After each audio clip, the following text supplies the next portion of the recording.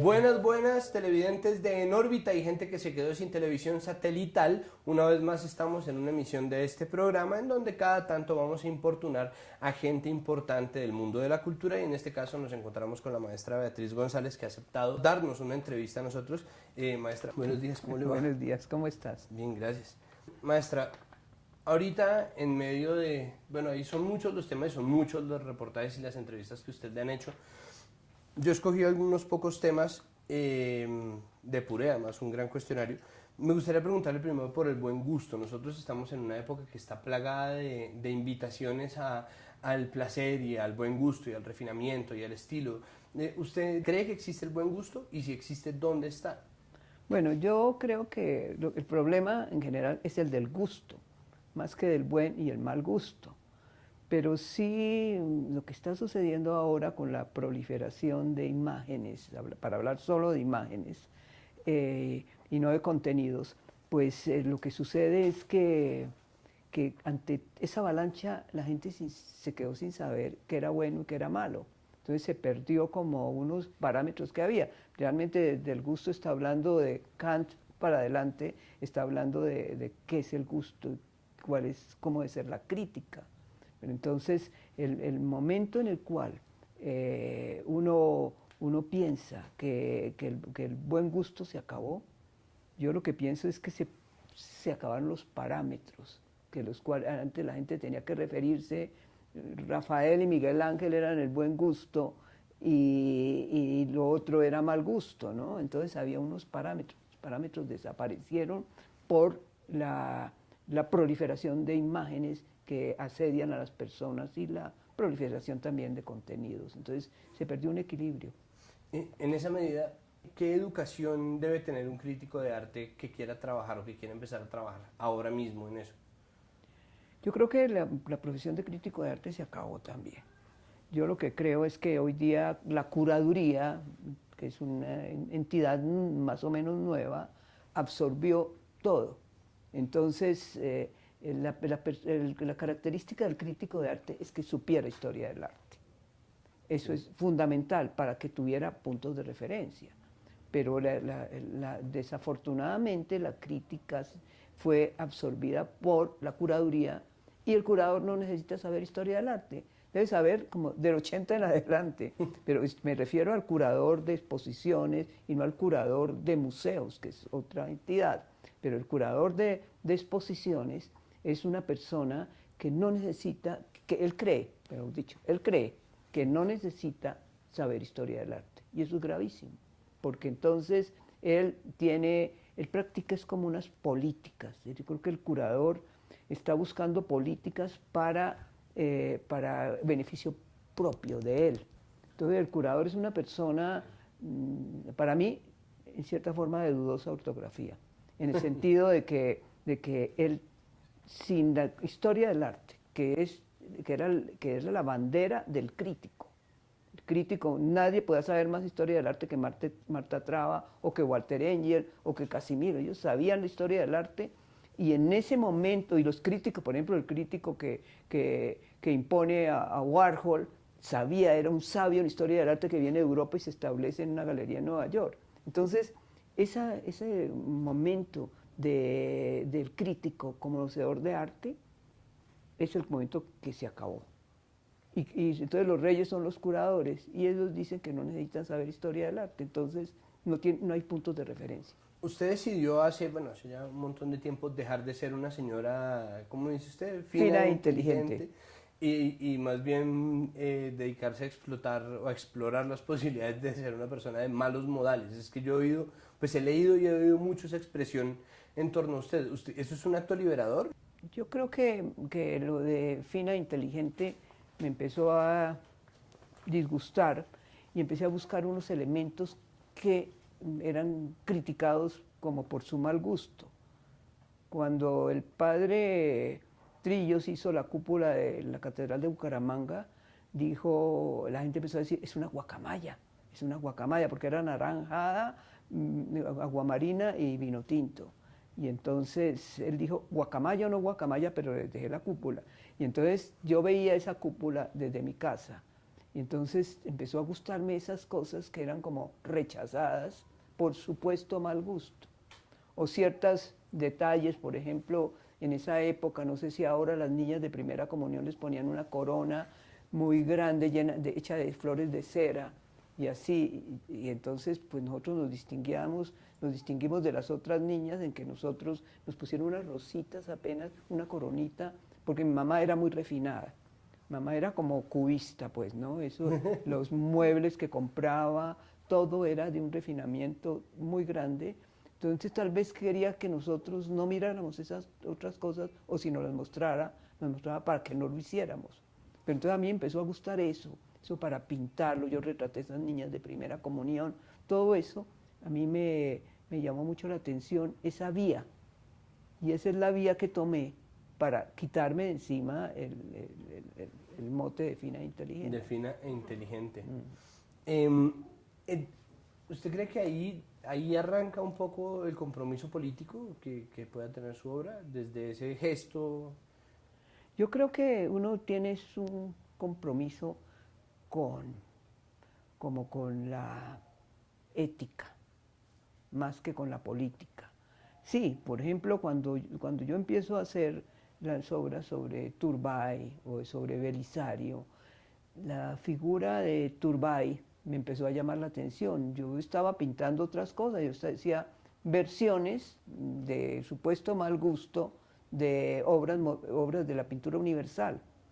Entonces yo pintaba unas cosas en unos muebles que en ese momento la gente rechazaba. Entonces a la gente le parecía horrible unos muebles de latón, unas cosas. Entonces yo estaba haciendo unas versiones de cómo una obra de la pintura universal se transformaba al llegar a los países subdesarrollados. Era muy curioso encontrar en la 19 el boletín de orientación sexual con cuadros maravillosos de Vermeer de Delft o de Ingres, de los grandes pintores, y el boletín tirado ahí en la 19 lleno de polvo para que la gente lo comprara. Entonces eso me parecía, eso me empezó a... Entonces hice todas, como 10 años trabajé las obras de arte de la pintura universal como se debían ver en un país subdesarrollado, o como se veían en un país subdesarrollado. Entonces, cuando llegó Turbay, yo estaba haciendo la obra del Guernica, mi versión del Guernica, que se llamaba Mural para Fábrica Socialista. Entonces empezó a hacerme cosquillas las fotos, ¿no? Era, ¿qué es, no? ¿Qué está pasando en el país? Yo no me había fijado casi. ¿Qué es esto? Entonces empecé a mirar esas fotos, a coleccionarlas, y cada día hacía un dibujo del presidente. El presidente hizo tal cosa, el presidente... Entonces yo dibujaba, y luego hice una gran cortina que se llamaba Decoración de Interiores, y que era la cortina que representaba una fiesta donde estaba él. Entonces, yo no sé si eso sea arte y política, pero yo lo que tenía era un compromiso ético.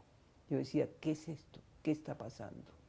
Yo no estaba ni luchando, pues mejor dicho, cuando uno mira el compromiso político de los mexicanos, de los pintores mexicanos, ellos están dando lecciones al pueblo. Piense en esto, piense que Lenin es bueno y este señor norteamericano es malo, ¿no? Entonces había unas lecciones. En lo mío no había lecciones. Sino más bien preguntas. No era un arte político ni comprometido, sino es, claro, yo quería que la gente se preguntara, yo quería que la gente mirara esas imágenes y se cuestionara qué estaba pasando en el país. En esa medida, ¿usted ha vuelto a ver el cubrimiento que se le hace a los presidentes ahora, la aparición que tienen en los medios? ¿No ha vuelto a existir un político que le haga cosquillas cuando lo ve en el periódico? Pues sí me hace cosquillas, pero lo que pasó es que cuando sucedió lo del Palacio de Justicia, yo dije, ya no me puedo reír más, porque esas cosquillas producían hilaridad, ¿no? Pero en ese momento yo dije, esto es un drama, Colombia no es una comedia, sino Colombia es una tragedia.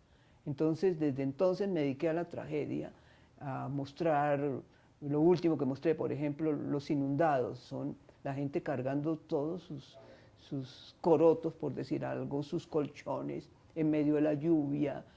Yo siempre digo, nada pesa más que un colchón. Calcula un colchón mojado y la gente con sus colchones cuando amanecen al otro día en una inundación, barriendo y sacando sus muebles todos mojados, sus cosas, ¿no? Entonces yo creo que me dediqué más a la tragedia que a la comedia.